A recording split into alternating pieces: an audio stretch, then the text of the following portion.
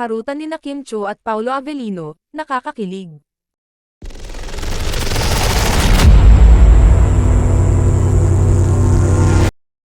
Excited na nga ang Chupaw fans dahil malapit na nilang mapanood ang Pinoy TV adaptation ng South Korean drama na What's Wrong with Secretary Kim, nina Kim Cho at Paolo Avellino.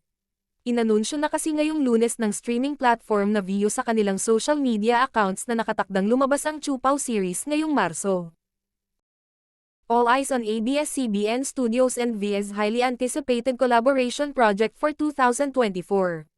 To be produced by Dreamscape Entertainment, #View Original Adaptation #What's Wrong with Secretary Kim starring #Kim Cho and #Paolo Avellino is coming this March on Viu, say ng Viu sa kanilang caption.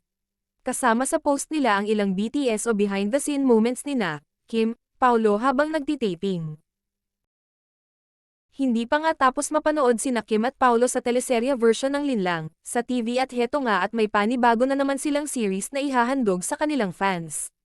Ang maganda, sa ikalawa nilang proyekto ay light at kilig lang na malayo sa nauna nilang serye na Linlang, na super bigat ng istorya.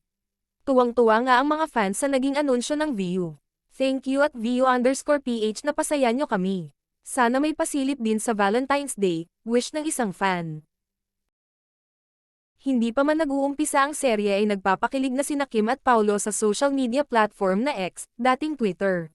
Nagsimula kasi ang kulitan nila sa pag-repost ni Paolo ng announcement post ng Viu Philippines. Say niya, sabi ni at Prinsesa Chanita funny daw ako dito. New era of at me Paolo Avellino. Mas funny ka pala sakin. Lalo na yung sample naman ng joke dyan, reply ni Kim. Panakat naman ni Paolo, pag sinabi ko mga joke ko sa It's Showtime, siguradong papatawag ulit kayo ng MTRCB.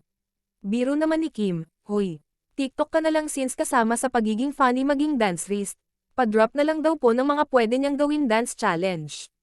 Comment below. Ayos ba boss? Oh, di ba nakakakilig sila?